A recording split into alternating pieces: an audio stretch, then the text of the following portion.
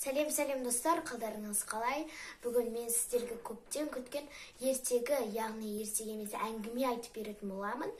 Атақты Кемел адам деген кітаптан алынған өте мағыналы Асыл тас деген әңгімесін айтатын боламын. Ал ендеше тыңдаңыздар.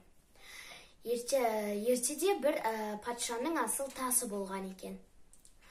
Оны білген бір ұрлықшы сол асыл тасты ұрлап алуды жоспарлап жүр екен.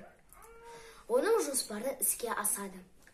Ол патша сарайынан асыл тасты ұрлап алып келеді. Бірақ оны есік сыртындағы тұрған күзетшілер көріп, артынан қуалай жөнеледі.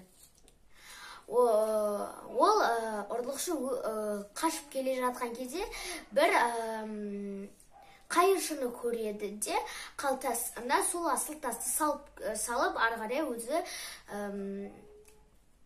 қаша жөнеледі. Сол кезде оның артына оқ тиеді.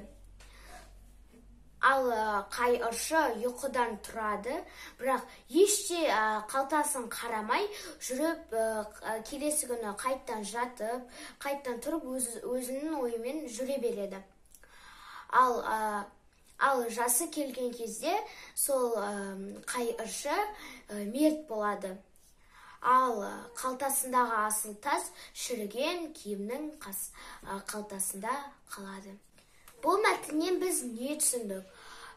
Бұл мәтіннен біз егерде білім алмасақ, оқымасақ, ізденбесек, еңбектенбесек, осы шалдың кейпінде боламыз. Сондықтан да бізге іздену керек, оқу керек, білім алу керек. Ал ендеше бұл әңгіме сіздерге ұнаса, менің арнама жазылып, лайк басуды ұмытпаңыздар. Всем пока-пока!